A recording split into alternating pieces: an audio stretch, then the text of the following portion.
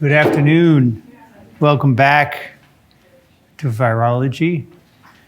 We're almost at the end of the reproduction cycle. We've gone in these first 10 lectures, almost every step. Today we're going to build virus particles. We're going to talk about assembly, and then next time we'll have an overview for what happens in an infected cell. Before we move into pathogenesis, the second half of the course, if you look at the structure of a virus particle, you can usually figure out how it's formed. At least after today's lecture, you should be able to. You have icosahedral particles, right? You have envelope particles, and sometimes these envelope particles have helical nucleocapsids in them. Sometimes they have icosahedral nucleocapsids in them. You should be able to tell how all of these assemble, maybe with the exception of the complex viruses like pox viruses, where we don't really understand how they're built. So hard to know how they're assembled. Although for pox, we have some ideas. Anyway, all virus particles undergo a common set of assembly reactions, which are shown here. You start with making individual structural units.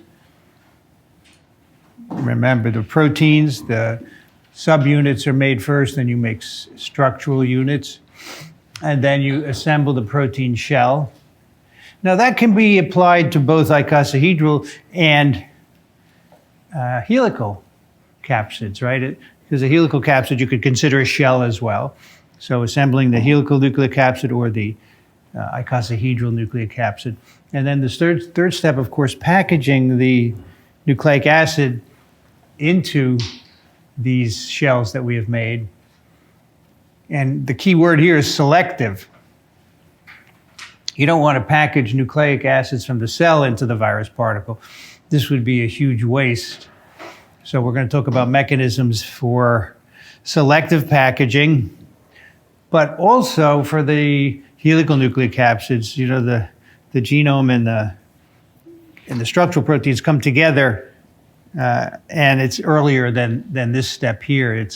So there's some slight differences between capsids and nucleocapsids, but the overall sequence still holds. Now, for many viruses, in particular icosahedral capsids, they are then released from the host cell, and then this arrow on the right, infection of a new host cell. So they're ready to infect a new host cell as soon as they're released. There are a couple of alternative arrows here. There's one going to maturation of virus particles. So for some viruses, as you'll see, they actually mature after they're released from the cell. This is highly unusual, but it happens. And then after that, you're ready to infect a new cell. And then, of course, once you've made the nucleocapsid or the capsid, you sometimes put an envelope on it, right? So that's this little side thing here. And in the process of getting the envelope, sometimes that's concomitant with release from the cell, sometimes not. We'll see examples of that today. So this is the general pathway for assembling virus particles. Now, assembly, like everything else, depends on the host. Viruses need the host for many, many steps, as you've learned. They need chaperones for assembly. So chaperones are proteins that make sure when a capsid assembles that it's right. If it's not right, it's taken apart and recycled.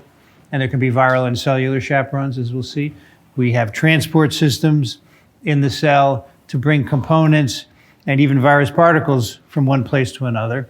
The secretory pathway is involved in releasing many viruses, envelope viruses from the cell, and of course the nuclear import and export machinery. Genomes are reproduced in the cell. Structural proteins have to get in, and then the mature particles have to get out again. So lots of cell processes are involved in assembling viruses. There are, as you remember, the cell is very compact. There's a lot of stuff in it. And so viruses do not just diffuse in a cell. they move around by specific mechanisms, which are shown here. They can be short distance, from angstroms to nanometers, and this can be carried out by energy-dependent pores, as you see here, which are inserted into the membrane. These can be in different membranes. They can be in the plasma membrane, the nuclear membrane, the ER, and the Golgi, but they can be responsible for moving viruses or virus components short distances. And then we have long-distance transport, which we've already encountered in this course. And this is by energy-dependent motor proteins on cytoskeletal tracks. So typically microtubules, which go from the plasma membrane to near the nucleus. Viruses can ride on the motors that are present there.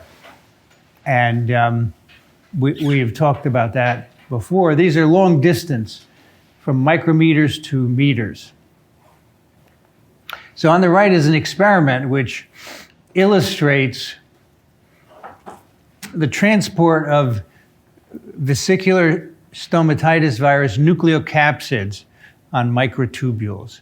So VSV, vesicular stomatitis, an envelope virus. The genome is a negative strand RNA wrapped in a helical nucleocapsid with nucleocapsid protein.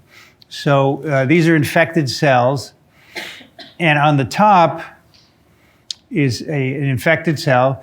And we've stained it with 3 different things. First, DAPI to show the nucleus, blue.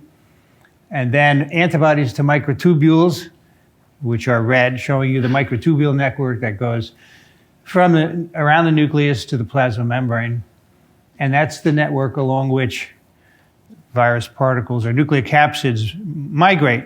In this case, the nucleocapsid needs to get to the plasma membrane where it's going to bud out. And so you can see the green is stained with an antibody. It's either an antibody or green fluorescent protein. I don't remember which. Let's say it's an antibody. This is old enough that it's an antibody. An antibody to the nucleocapsid protein. And you can see green dots all along the microtubules throughout the cytosol and going up to the plasma membrane. So this supports the idea that microtubules are involved in transport. It doesn't prove it. There are other ways to prove it. But the bottom is another piece of evidence. In the bottom, we've treated the cell with an inhibitor of microtubules. It's called nacatazole. You may have heard of it. But basically, you can see it disrupts them. They're no longer nice filaments, but they're all spotty. And now the nucleocapsids are stuck. They're stuck in discrete areas. They're not going anywhere because they need the microtubules to get to the plasma membrane. So good evidence that microtubule-mediated transport is important for bringing the nucleocapsids on microtubules to the plasma membrane. The other thing it's important to remember, besides this previous one, which is basically saying that the cell is really concentrated and it's hard to move around, so it needs to use motor-dependent pathways. Nothing happens fast in dilute solutions. So if you just made viral components throughout the cytosol, it would probably take a long time for them to assemble because they're too dilute. But components are often visible by light microscopy in the cytoplasm, and we call them factories or inclusions because proteins are concentrated in places where they need to assemble into a virus particle. So this is an active process that the assembly of viruses doesn't just happen throughout the cytosol, it happens at very specific places. And here's 2 examples. You can concentrate viral proteins on internal membranes. This happens with poliovirus. So that's shown on the left here. It's an electron micrograph of a poliovirus infected cell. And all these little dots, these dark dots, are virus particles that have been assembled. And they're being assembled on vesicular structures that are actually induced by virus infection. These are double membrane structures that they're not there at the beginning of infection. The infection induces them, and then assembly, actually RNA synthesis and assembly occurs on their surfaces. And the idea is to concentrate everything where you need it. If you need 10 proteins to assemble, right, you don't want them floating all around in the cytosol. You want them in one place, and that's what this is doing, this kind of concentration. And then the second one is for rabies virus here on the right. This is a light micrograph. The one on the left was an electron micrograph. The one on the right is a light micrograph of a neuron in the brain of an animal who had rabies. And this neuron is in bad shape. There should not be any space around neurons. This neuron is dying, it's shrinking. But also, it's got rabies virus in it. And these dark areas, you can see one very prominent one in the middle and a few scattered throughout the cytosol. Those are also places where rabies virus is being assembled. So it's a concentrated area like the poliovirus area, in this case, it happens throughout the cell. And it's another way to make sure they have all the components in the right place.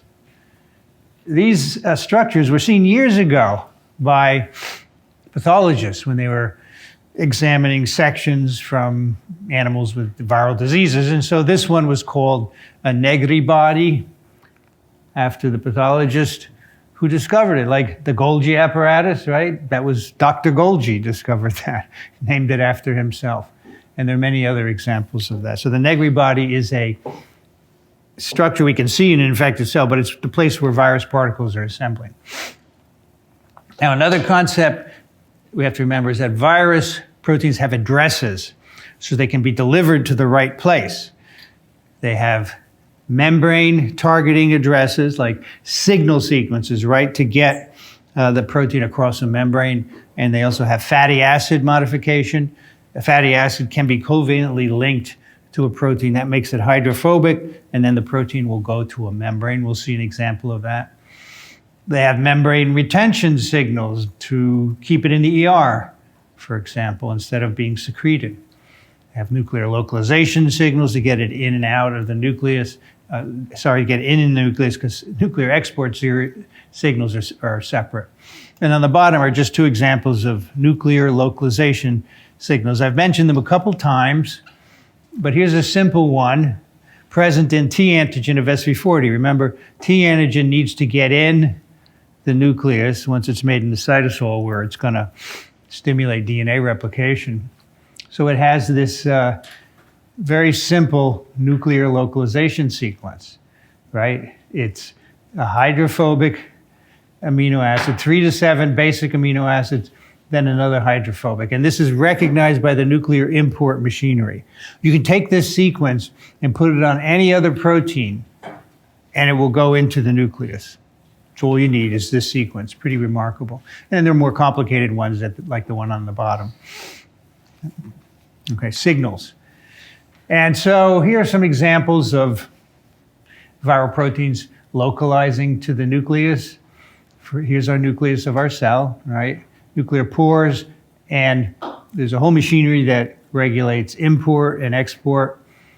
Things that are a certain size can get in, things that are bigger cannot get in, but things of a certain size can get in, but they have to have a protein on them with a nuclear localization signal. Nucleic acid cannot get in or out, cannot get in, can get out.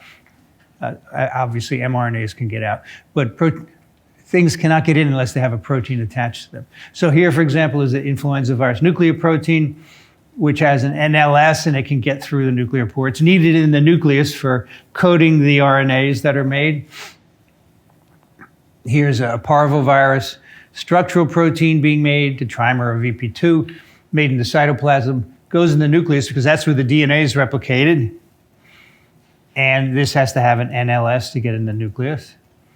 We have an adenovirus protein, the hexon protein, getting into the nucleus because that's where adenovirus DNA is replicated. It's got an NLS. Same thing with the polyomavirus capsid subunit. It gets in the nucleus.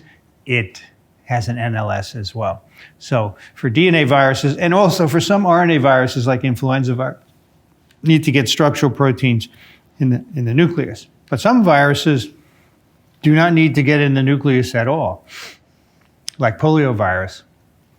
Plus strand RNA virus does everything in the cytoplasm, nothing in the nucleus. They don't, as my friend would say, they don't deal with the nuclear bureaucracy. They just stay in the cytoplasm. Proteins and virus particles also have to be targeted to membranes. And as we'll see later, any membrane can be targeted. So we have some viral proteins that are translated into the ER. So here's the endoplasmic reticulum. And this is the rough ER, so it has ribosomes on the outside. These are ribosomes. They are not turkeys. They would look like turkeys, though, right? But they're not. You don't think that's funny at all? I thought it was cool. And they're on the outside, and the mRNA, of course, is in the cytoplasm. It's translated through the ribosome, and the protein goes into the ER. That's a secreted protein because it has a signal sequence that's going to bring it in the ER. Lots of viruses have proteins with signal sequences, typically the envelope viruses. All right, so those proteins can remain in the ER if they have an ER retention signal in them, but most of them want to get out. And so how do you do that? Well, you pinch off from the ER in a vesicle, and then you pass through the Golgi apparatus, this series of membranous stacks. So this vesicle has grabbed a bunch of membrane proteins from the ER. It's going to fuse with the 3 different stacks of the Golgi. It's going to pass through them, and then at the end, it's going to make another vesicle, which moves up to the plasma membrane on microtubules by motor-dependent transport. This will then fuse at the plasma membrane, and lo and behold, your viral glycoprotein is now on the plasma membrane. So it starts in the ER, ends up on the plasma membrane. So that's the so-called pathway for getting cells from the ER to the plasma membrane. There are other ways that you can do similar things we'll see. In fact, viruses can bud or acquire membranes at any of these places, as we will see. But this is a classic one. And then, of course, to make viral particles, you have other proteins made in the cytosol, which will aggregate near these plasma membrane proteins and cause the acquisition of a membrane, which we'll see later on today. Okay, now when you make a virus particle, it's like making an automobile, actually. But, we think Henry Ford thinks he invented the assembly line. Just like Aliens, that movie Alien, they think they invented things growing in you and bursting out. They didn't. It was all done already in biology. So this is an assembly line here. You start with, you're going to make a phage here. And so you start with a lot of proteins to make the tail. And there's a series of steps, the base plate, part of the tail, and so forth. And then you have a lot of proteins that are going to make the capsid, the icosahedral capsid. You put the DNA genome in, you pop that onto the tail, and then you make the tail fibers in a separate pathway. And you pop those onto the phage. So we call this subassemblies because you're making the tail, the head, and the tail fibers, but they're also an assembly line, right? Because there's an assembly line for each one, and then you put them together at the end. So you make a lot of intermediate structures. So why do you do that? Well, because if you make a mistake, you can reverse it. If you make a bad tail here, you just get rid of it. Whereas if you'd already incorporated it into the particle, now you have to throw the whole particle away. So you can do quality control at each of these pathways. So in other words, you can't go further unless the tail is good. And if this one's broken, you put another one into the pathway. So there are 3 strategies that we can see for making subassembly. So again, a subassembly are these intermediates. Right? This is the virus particle. It's obviously not a subassembly. But everything before it would be a subassembly of some kind, right? So we have 3 strategies for making subassemblies. First, we can make them from individual protein molecules, and we're showing as an example SV40, the capsid proteins. Remember, the capsid is mainly composed of VP1, and you make these pentamers of VP1, which then go together to form the capsid. So that's a subassembly. You just make a lot of VP1, and they have the information within them to assemble into a pentamer. for other viruses, you can make a polyprotein precursor. So poliovirus, for example, the structural proteins that make up the capsid, they're synthesized as one long protein. And then they're released from the ribosome, and now we have VP1, 2, and 3, and 4, and they fold to the proper structure. So this, of course, is the structural unit. Each of these is a subunit because they're proteins, VP1, 2, and 3. This is a structural unit. And then they're cleaved. So these loops that are joining the capsid proteins are cleaved, and that's your final structural unit that's going to go into making a virus particle. So it's a subassembly. SV40 pentamer, poliovirus structural unit, which is 5S. And then at the bottom, the adenovirus hexon, they're all subassemblies. For adenovirus, the hexon is a trimer of protein 2. So this is simply made on its own. It trimerizes, but the difference between this and SV40 is that there is a chaperone involved. So this is a viral chaperone, this L4 protein, that makes sure the hexons associate properly, because it's a complicated process, and the chaperone is in there. You know, the name just says it all, right? Make sure everything goes well. And if they detect something wrong, they throw it out. So lots of examples of chaperones in virus assembly. Here's another one. These are examples assisted by cellular chaperones. So this is the structural, the capsid basically of a retrovirus.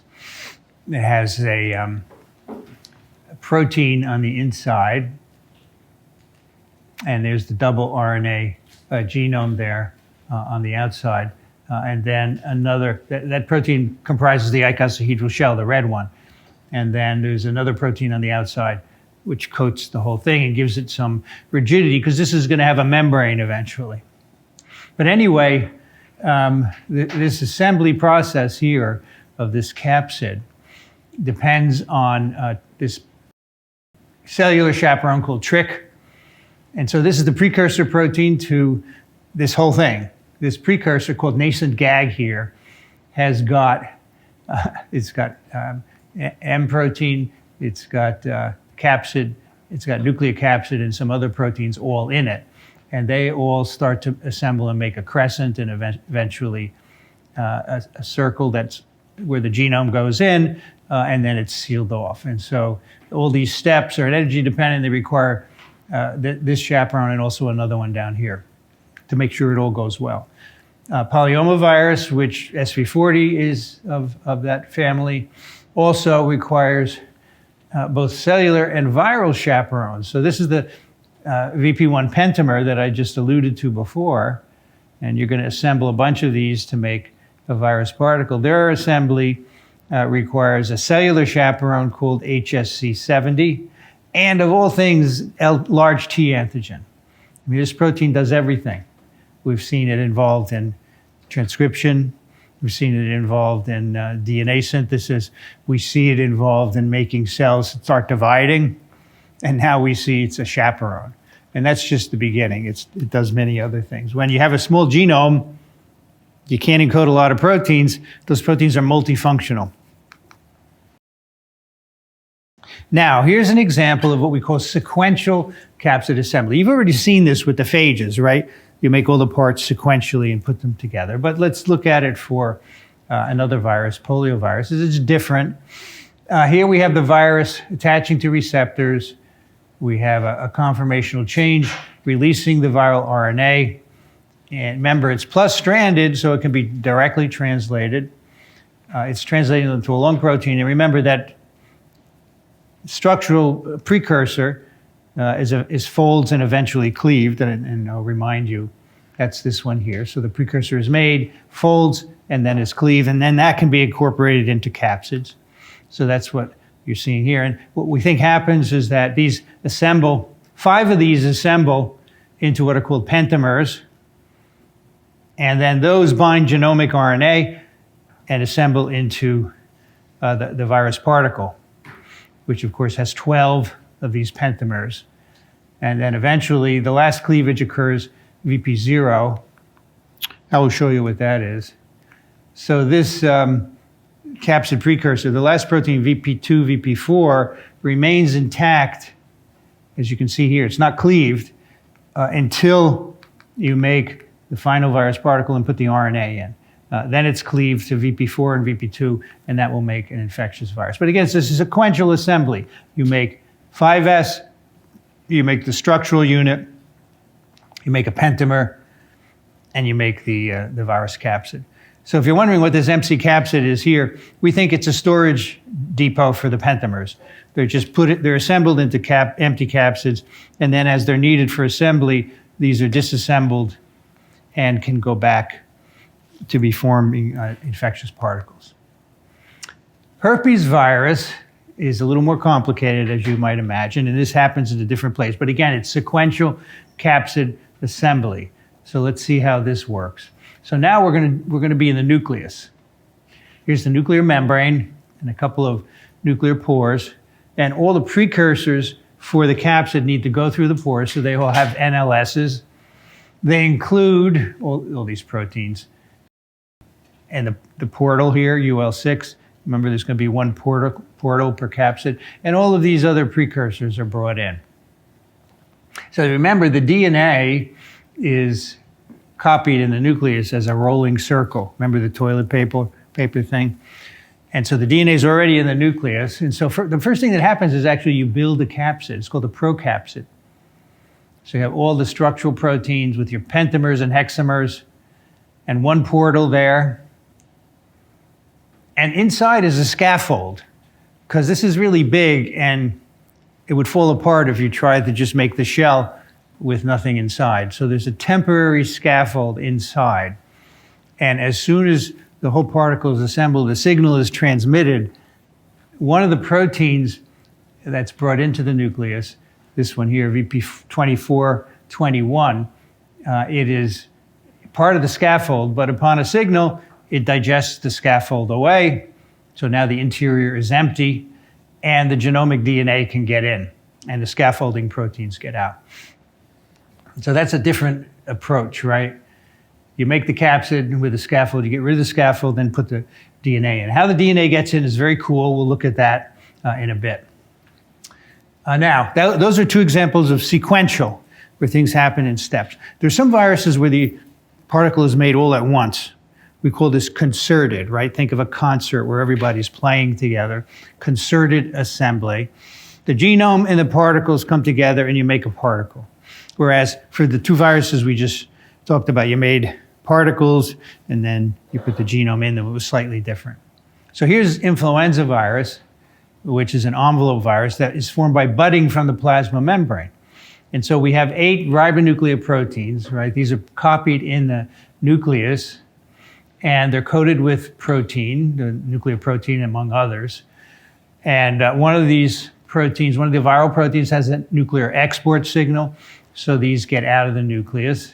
They go to the plasma membrane. How do they know where to go? I'll show you in a bit.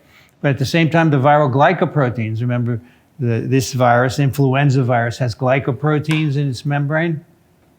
These are sent from the ER through the Golgi, through vesicles to the plasma membrane. It's a pathway I illustrated for you before. So now you have some viral glycoproteins at the PM, and 8 ribonucleoproteins go there, and the whole assembly buds out and makes a particle. So we call this budding. Whenever I say budding, that's what I mean, that the virus is now stimulating the extrusion of the particle, and now it has a membrane derived from the plasma membrane. So this is called concerted, because even though there are some steps, obviously, you have to assemble the RNPs, the virus is formed at one step by the budding process.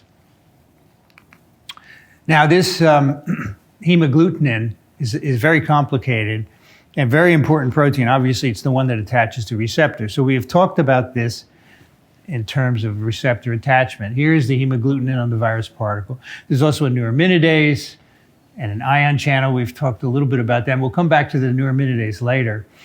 But the hemagglutinin attaches to sialic acid receptors through the globular head. There's a pocket in the top, and this attaches to the receptors.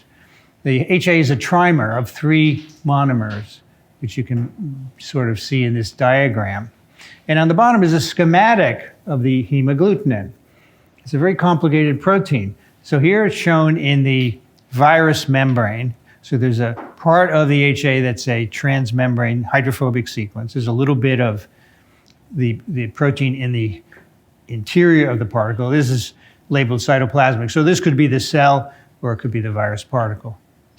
Then we have lots of disulfide bonds here holding this protein together. We have a signal sequence at the N-terminus, which of course is cleaved off after it's secreted. We have these little Ys are sugars, so this is a glycoprotein. And then we have we have the fusion peptide here, which is way near the membrane, right?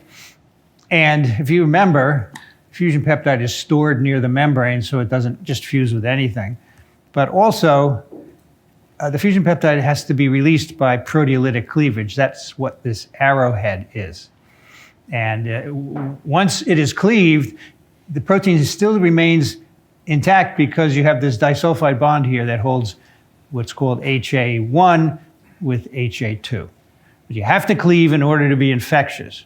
And as we'll see later, most influenza viruses, human influenza viruses, the enzyme that cleaves is in your lung, only in your lung. And so the virus doesn't reproduce anywhere else. But H5N1, the protease that does this, is everywhere, in every tissue. And that's why it can make you really sick. We'll talk more about that later. All right. This HA undergoes transport. It's put into the ER. It's transported in vesicles through the Golgi network, right? The cis, the medial, and the trans Golgi. And then eventually it's brought up to the plasma membrane. As it passes through the membranous vesicles of the cell, it oligomerizes. Sugars are added, and they're added at various stages here that we don't need to talk about. So the final protein looks like this with lots of sugars and with disulfide bonds holding the cleaved and two parts of the HA together. So the cleavage can occur during transport or can also occur after the virus particle has been released. So our first question today is, subassemblies are involved in which of the following types of virus particle production? Concerted assembly, sequential assembly, assembly lines, chaperone-assisted assembly, all of the above. Okay, how do we do?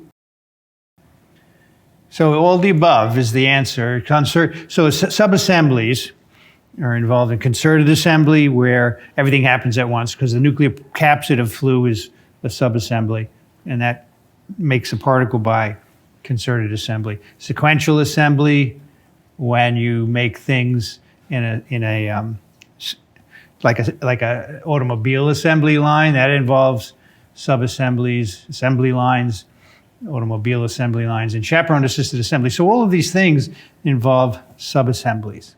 Next, we have to talk about the genome, the RNA or the DNA, and getting it in the particle and not getting cellular nucleic acids in like mRNAs and tRNAs. And sometimes you do get tRNAs in a particle, right? Do you remember when? You get 2 tRNAs in some viruses. You just talked about it last time. Retroviruses, right? They're the primers for reverse transcription. But in general, you don't want to have a lot of cellular RNAs or DNAs in the particle. So you have to distinguish the viral genomes from the cell's DNA or RNA molecules. How do you do that? By what we call packaging signals. Okay, you need to remember that. It's not intuitive that packaging signal is about nucleic acids, right? But that's it. It's the signal on the genome that gets it into the virus particle. And the cellular proteins do not have packaging signals, so they can't get in. Very simple solution in principle. So let's see how it works. So here are packaging signals for DNA genomes. We have an adenovirus here and SV40. And let's see, so here is the left end of adenovirus. So that's the inverted terminal repeat. So that's an origin of replication, just to orient you. And then here's the promoter for the immediate early protein, E1A, 500 base pairs in. And here are the packaging sequences, all right? It's a series of repeated sequences. And of course, they overlap with other, like enhancer sequences and so forth. But there are a series of repeated sequences that are recognized by a viral protein called 4A2. And so 4A2 binds the viral DNA, and that helps it get into the capsid of the particle. And so if you're not bound to 4A2, you're not going to get in. So the packaging signal is in the DNA. It's bound by 4A2, and that lets it into the adenovirus capsid. Just remember that the packaging sequence is always on the viral genome. It's not anywhere else. The proteins that bind them, well, they don't have packaging signals. They're binding to the packaging signals. So that's how SV40 and adenovirus DNA get into cells specifically. And again, the cell, the cell is full of 4A2 protein, but 4A2 will only bind DNAs that have a packaging signal. And so it will not bind cellular DNA, so cellular DNA is not packaged. But you know what? If you wanted to make vectors for gene therapy, you could figure out how to do that, right? We're going to talk about that in the last lecture. Herpes virus. Now, this is very cool. Remember, we're making rolling circle genomes, so we have long DNAs with multiple independent copies of the genome in them, okay? And so this is called a concatemer because it's got multiple copies of the genome, and it's got head to tail copies. This genome is shown at the bottom here. At one end, there are the packaging signals. They include DR1, PAC1, DR2, PAC2, and DR1, okay? And they're all at the left end of the genome. And so how this works is as follows. See, we have an empty herpes virus capsid in the nucleus. Remember, the scaffold has been removed, so it's empty. There's one portal. The portal binds the viral DNA at these sequences, DR1, PAC, DR2, PAC2. And there are viral proteins, which are shown here, green, white, red, that mediate this interaction. So there's the portal, there's the viral DNA. And remember, this DNA is a concatemer. So these packaging signals are going to be repeated every genome length. So the viral genome binds the portal. It's recognized as viral DNA by the packaging signals. And then it is pulled into the capsid by a motor that's associated with the portal. A motor just pulls it in, winds it in, and stuffs it in at 600 pounds per square inch. Remember, I told you before that pressure is very high, higher than your bike or your car or anything. And it's amazing that these pumps can do that. They're energy-driven pumps. So how does it know when to stop? And it's got the whole genome in there. Well, these repeated sequences, these packaging sequences, are boundaries for the whole genome, basically. So here's one, which originally bound the portal, and now the other one is becoming closer. So that's the next genome with its packaging signals. When that gets there, the import stops, and the DNA is cleaved. And that gives you a linear DNA inside, and these two packaging signals are joined, and they can go on and bind to another portal. So basically, the packaging signals mediate the interaction of the DNA with the portal, and they also tell the motor when to stop pulling in DNA, because you get that second packaging signal coming along. Say, okay, we've now got a whole genome, cut it, release it, and now we have an infectious particle. I think that's pretty neat. And remember, the portal docks onto the nuclear pore doing entry, and that somehow opens it up, and it's under such great pressure that it shoots right in the nucleus. Yeah? Is the portal from the virus or the host? The portal is viral. So the motor, the virus? The motor is viral also. What powers it? ATP, yeah. Yeah, it needs energy, right. Very cool. And all of these DNA viruses have motors. The phages have motors. These herpes viruses.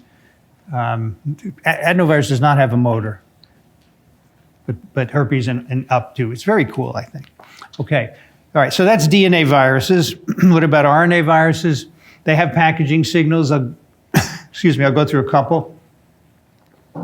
So this is a retroviral genome. Okay, let's start on the lower left. Here, this green is the left end of the retroviral RNA, one RNA. So here's actually the initiation codon for translation, and then there's more there. But the key parts here, remember the primer binding site, right? And up here would be the left hand, the parts of the LTR. It's not a complete LTR because this is viral RNA. The packaging sequence is right here, shown by the psi in red. This is the packaging sequence, which you need for packaging. You also need something else, but we're not going to talk about that today. And this is the packaging sequence. It's very structured, as you can see here. And the AUG is actually embedded in it right there. So how does that work? So first of all, remember the kissing loop. I talked about this last time. Here is the kissing loop in stem loop 1. And two of these get together and make a base pairing. And that's how you get two RNAs bound with each other. But then you also have the nucleocapsid protein bound, because that's the protein that's going to recognize the packaging signal and get it into the virus particle, right? So that's the nucleocapsid protein, which is made as part of the GAG protein, which is the structural precursor, matrix capsid, nucleocapsid. Nucleocapsid has regions for specific RNA binding and packaging. And so the nucleocapsid, which is like this brown one here, so capsid is right next to nucleocapsid. It's not even the right colors. Look at this. This is matrix. I think this is capsid. So this is nucleocapsid in yellow. That's binding the RNA. So we have two copies of the RNA, and then nucleocapsid is binding it. And it's binding, and it's pulling in capsid and matrix proteins with it. You're going to see the significance of that in a moment. But this is how the RNA is recognized by the assembly machinery of the virus. It dimerizes by this kissing loop, but more importantly for today, it's bound to nucleocapsid. And that's going to get it into the particle, as you're going to see in a moment, okay? All right, influenza virus. So that's an RNA genome with one RNA. And most viruses have packaging sequences. Well, they all do. We just may not have identified them. So for segmented viruses, the question is not only how do you get them in the particle specifically, but if the virus needs 8, how do you know to get 8 in and not less, right? Because if you put less in, it's not going to be infectious. So for flu, people who said, oh, you know, if you randomly package any 8 viral RNAs, that would give you an infectious particle every 400 particles. So in an infected cell, you have all the 8 RNAs. And if you just grabbed 8 at a time, any 8, you'd get 1 out of 400 infectious. That's the math, right? And that's around the particle to PFU ratio of this virus. So people for many years were happy to say, yeah, it's random. But there's now evidence for specific packaging sequences on each RNA. And I'll show you that here. So the influenza A viruses have 8 RNA segments, and they encode different proteins. Here's the HA and the neuraminidase. And they have, the virus always has 8 segments. If there's less than 8, it's not infectious. So always 8 segments. And they have sequences at the ends that are important for binding to the RNA and for binding to viral proteins to get it in the virus particle. So, for example, these sequences, 120, it's a 120 base sequence at the ends. That is involved in interacting with say, the sequence on the PB1, and that's involved with interaction with the 12 and 21, and so forth. So those sequences get all 8 RNAs into the particle, but they also interact with viral proteins, which I'm not showing you here, and make sure that only these get into the particle and not cellular RNAs.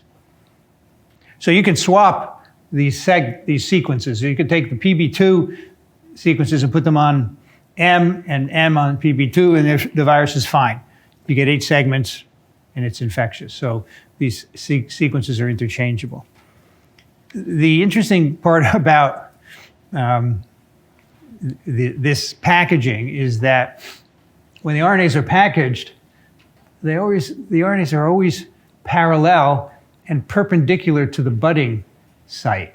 So here is an influenza virus which has got its RNA. Only 4 of them are shown here, but the RNPs are parallel, and as they bud, they're parallel. So it would be 8 of them here, and they're perpendicular. So somehow these sequences are making them parallel in conjunction with viral proteins. I know that's a little vague, but that's all we know. And here's an electron micrograph, a section through a preparation of influenza viruses. You can see those little dots, we've cut through the RNP, and they're all parallel to each other, right? So confirming this idea. So for flu, there's a signal at the ends of the segments that make sure all the 8 segments get in and make sure they are the only things put into virus particles. And then finally, we have selective packaging, which is really brilliant. I don't know why more viruses don't do this, but here's an example of a bacteriophage called Phe6. It has 3 double-stranded RNA segments. It's got a large, small, medium, and large, and they're shown here, small, medium, large. This is one of those viruses with the inner and outer capsid, okay? But that's not so important. What is important is there is serial dependence of packaging. So you make your capsid, and the only RNA can go in is this sRNA, the small RNA. It's got packaging sequences on it and interacts with viral proteins. But M and L can't go in until S goes in. And once S goes in, then M can go in, and only M. And once M goes in the particle, then L can go in. So that's what I mean by serial dependence. So that means that every particle has the right number of segments. For this virus, the particle to PFU ratio, remember what that is? Like the ratio of particles to infectivity is 1. It means every particle made is infectious. That's not the case for most viruses. Sometimes it's 10,000. And maybe that's because of serial dependence of packaging, because it's really brilliant. It's the sequence on the RNAs. It's not in cellular RNAs, so the only viral RNAs are packaged, and they're packaged in an order. Now, let's see if you understand packaging signals. Packaging signals on viral what interact with viral what during virus assembly. So you got 2 blanks to fill in with lipids, proteins subassemblies, genomes, proteins, proteases, membranes, proteins, genomes. So you got to just ask yourself, where are the packaging signals? And that would answer the question for you. All right, let's have a look. Yeah, packaging signals on viral genomes interact with viral proteins during virus assembly. That's right, C. Some of you picked proteases and membranes. There's no proteases and membranes involved in packaging. Well, there are, but not packaging signals and how they work. And then the last one, it's reverse. Packaging signals on viral proteins interact with viral genomes. So just get that straight. The signal is always on the viral genome. Let's talk about getting an envelope now. And there are 2 ways.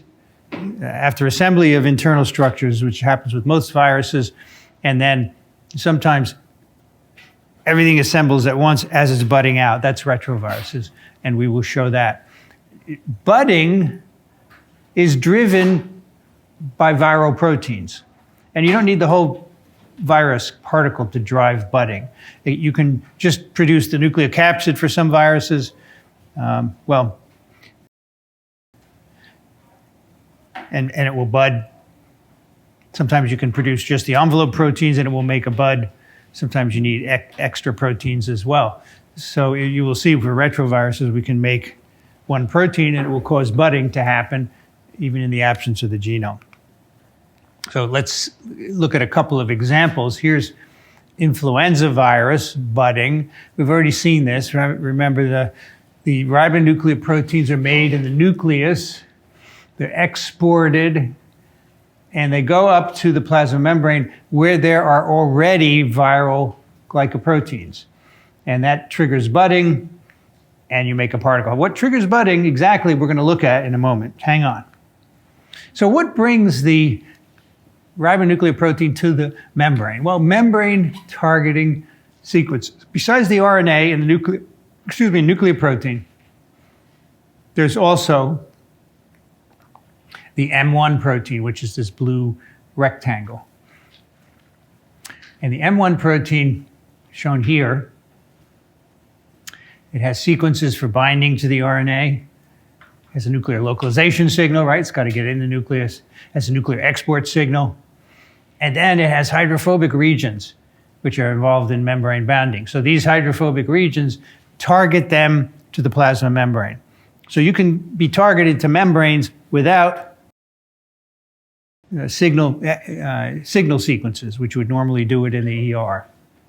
So here it's a lipid binding or membrane binding sequence. The same thing for VSV M protein, which serves a similar role. You have a region for binding to the RNPs, and you have a hydrophobic region, which is for membrane binding. So for these RNPs, they're targeted to the plasma membrane by these hydrophobic patches in these proteins. All right, now retroviruses, it's a little bit different, right? For flu, we bring the genome to the plasma membrane and the thing buds out and you have a virus particle. A little bit different for retroviruses. The structural proteins of retroviruses are made as a precursor called the GAG protein here, and sometimes the GAG pol. So GAG is matrix capsid, nucleocapsid, which are components of the particle you will see in a moment. And here they're colored properly. Matrix is blue, capsid is red, nucleocapsid is yellow. So nucleocapsid is going to bind the RNA, that's yellow, the dimerized RNA, and pull it into the budding virus particle. So here's the beginning of a bud with a spike protein there. And you see all these red segments, that's the capsid protein, they're all lining up. And only one of them need to bring in two RNAs, right? The rest are just the protein that go in. But look, you have the matrix, the capsid, and the nucleocapsid proteins. They're still joined together here. They're joined as a polyprotein. Now also, sometimes translation makes a GAG pol protein, which means all these structural proteins plus protease, reverse transcriptase, and integrase. And so you will get, what did I say, 50 to 100 molecules of RT. So 50, 100 of these get incorporated into the particle. And you can see them being incorporated. So again, the capsid proteins are lining up, and that's dragging in RT and integrase.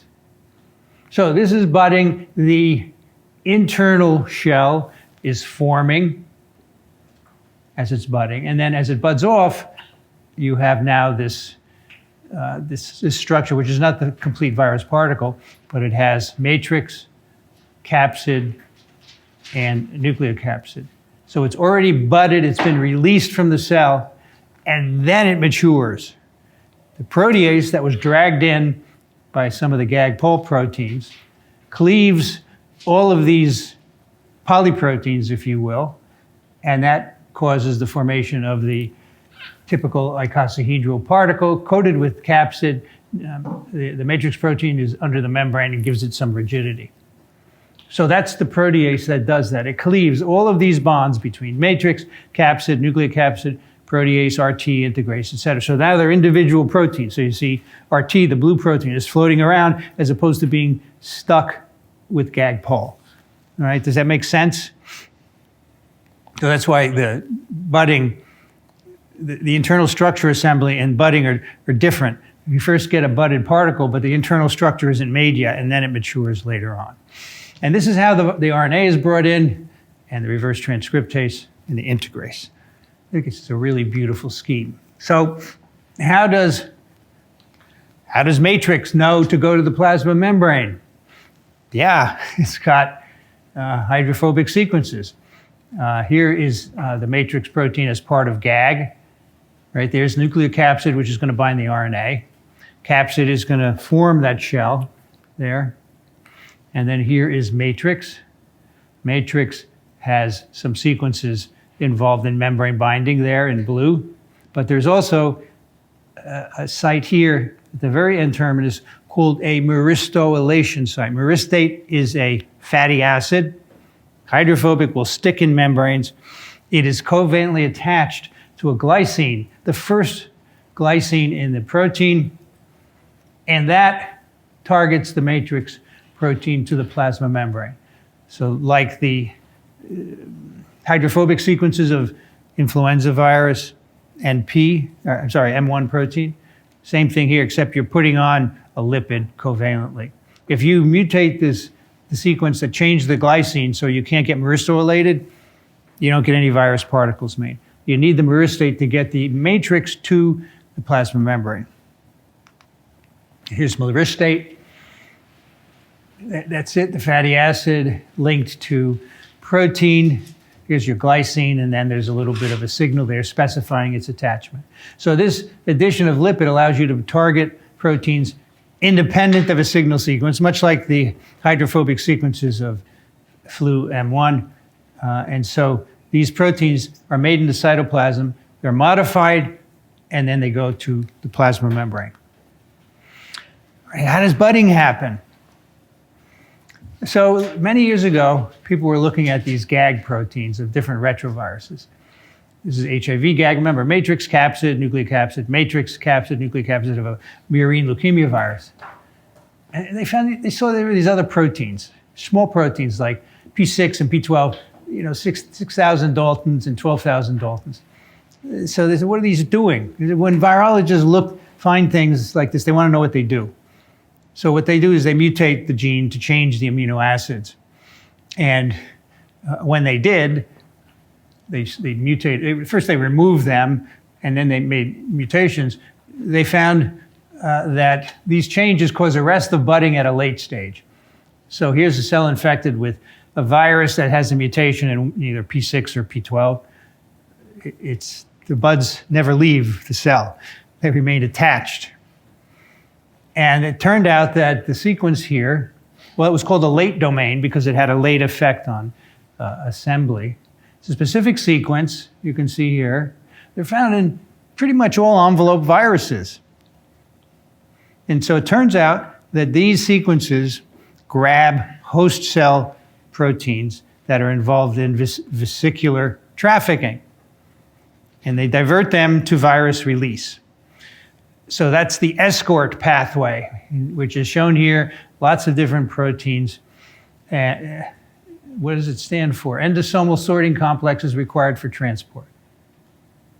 So these components of ESCRT interact with these viral sequences, and that redirects the ESCRT pathway towards making a bud. So ESCRT pathways are normally involved in like cell division, the sealing of the nuclear envelope after mitosis, the formation of exosomes, the formation of multivesicular bodies. So all kinds of membrane modification events this ESCRT pathway is involved in.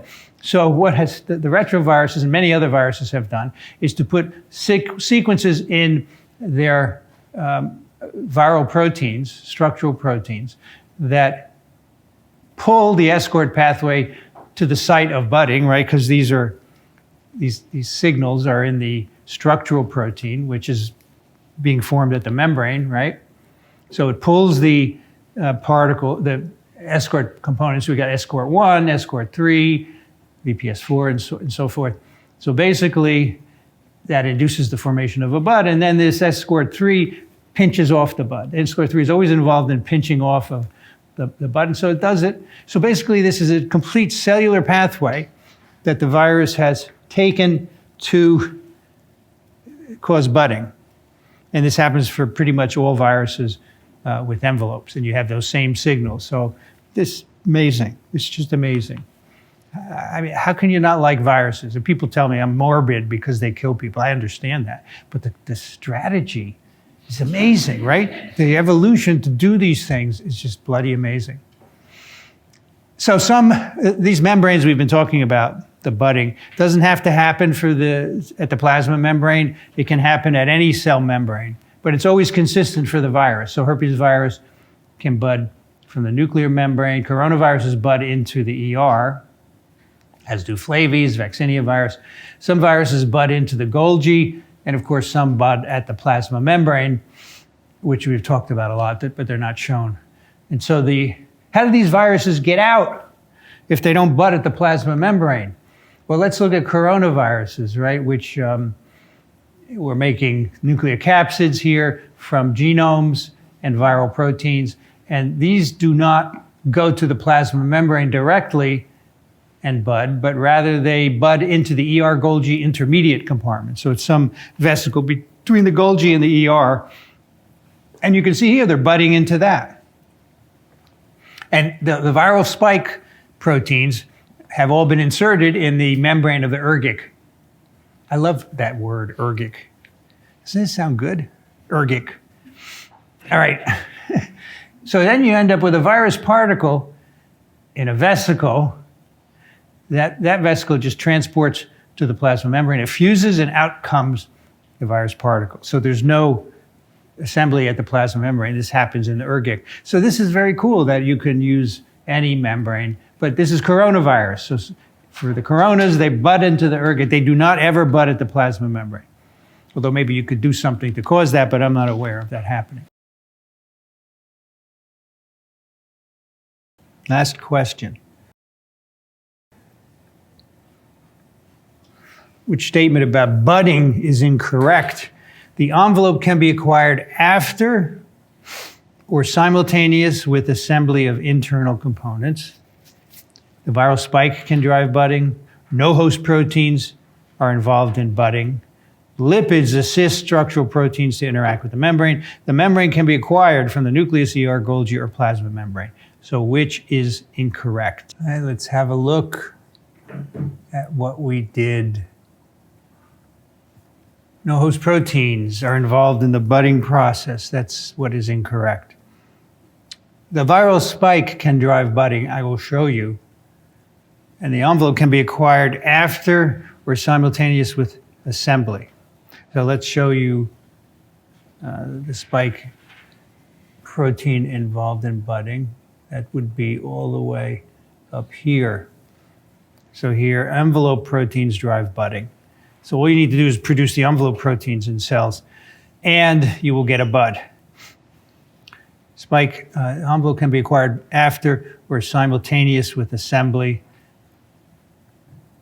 So that is, say, influenza virus, simultaneous with or after retrovirus. Here's, herpes is just crazy. It does everything in excess. So here is how herpes viruses are made. They acquire so the nucleic capsid is assembled in the nucleus, right? The proteins in the genomes come together. We've talked about that today. Then it buds out of the nucleus into the ER and gets a membrane. So it has a nuclear membrane initially. Then it fuses with the ER to get out. So it loses that membrane. And now in the cytoplasm, we have the nucleic capsid. And this buds into the trans-Golgi.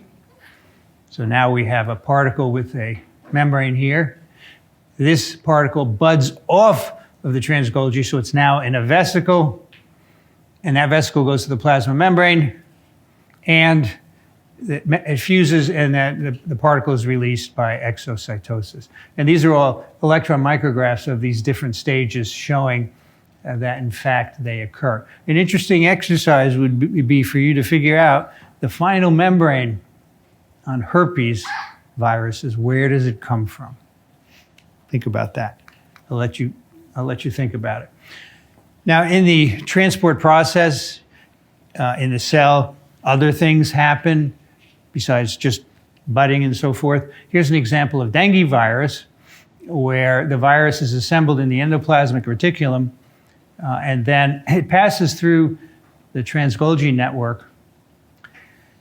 The pH drops in the Trans-Golgi network.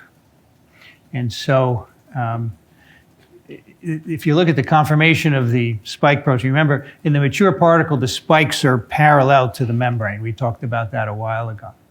But as the virus is assembled in the ER, the spikes are sticking up, but the fusion proteins, which are shown in red, are protected by that blue protein, that little cap. As the virus particle passes through the Trans-Golgi, the pH drops, and that pushes the spike protein parallel to the membrane, which you can see here in panel 2. And now it's safe to remove this blue protein, which is done by furin proteases in the Trans-Golgi, and then it can be released as a mature particle. And so that once the protein is pushed down parallel to the membrane, it is safe to remove this protector because these fusion proteins are now hidden. So that's one example of the various things that happen in the transport of viruses through the secretory pathway of the cell. Now, how do viruses leave the cell? This is a complicated problem that we don't really have a lot of time to go into, but if we're thinking about cells in living organisms, not in cells in culture, epithelial cells are polarized. They have an apical and a basolateral domain. And so many viruses leave the apical domain, and that's how you can transmit viruses to other people, right? When they are released in the apical domain and come into your respiratory tract. Sometimes they go from cell to cell. They fuse from cell to cell and never are shed, and sometimes both. And so the effects of these on pathogenesis we'll have a look at later.